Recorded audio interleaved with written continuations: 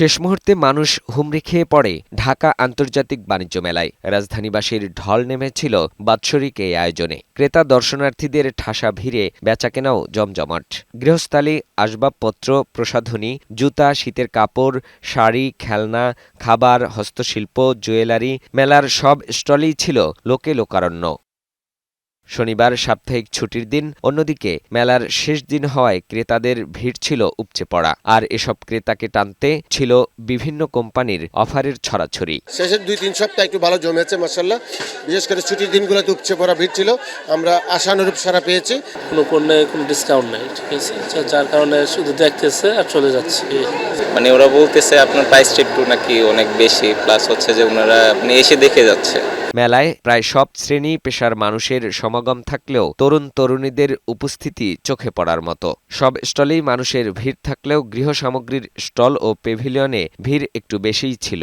বিরবেতে বাসে ঘোরাঘোরা করে ভালোই লাগতেছে, আগেরবার ভালো পাই নাই, অনেক ভিড়ের মধ্যে বিরক্ত লাগছে, তো নিজে চলে গেছে, কিন্তু আজকে মোটামুটি ভালোই ঘোরাফেরা করলাম, ভালোই লাগতেছে, ডিসকাউন্ট আছে। অনেক ভিড় আর কেনাকাটা করতে একটু পেন লাগছে, বাট মোটামুটি ঠিকঠাক আছে, অনেক দোকানই ছাড় চলতেছে।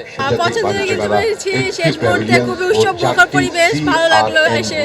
পূর্বাচলে বাংলাদেশ চায়না ফ্রেন্ডশিপ এক্সিবিশন সেন্টারে ৩০তম ঢাকা আন্তর্জাতিক বাণিজ্য মেলার সমাপনী অনুষ্ঠানে জানানো হয়, মাসব্যাপী মেলায় স্থানীয়ভাবে প্রায় ৩৯৩ কোটি টাকার পণ্য বিক্রি হয়েছে। সম্ভাব্য রপ্তানি আদেশের পরিমাণ ২২.26 কোটি টাকা। এ সময় বাণিজ্য উপদেষ্টা জানান, দেশি বিদেশি বিনিয়োগ বাড়াতে স্থিতিশীল রাজনীতি ও সুষ্ঠু পরিবেশ প্রয়োজন। আমরা বিশ্বাস করি রাষ্ট্রীয় প্রতিটি ক্ষেত্রে অর্থনৈতিক স্থিতিশীলতা এবং বিদেশি বিনিয়োগের জন্য একটি সুষ্ঠু ও নিরাপদ পরিবেশ তৈরি করা অপরিহার্য।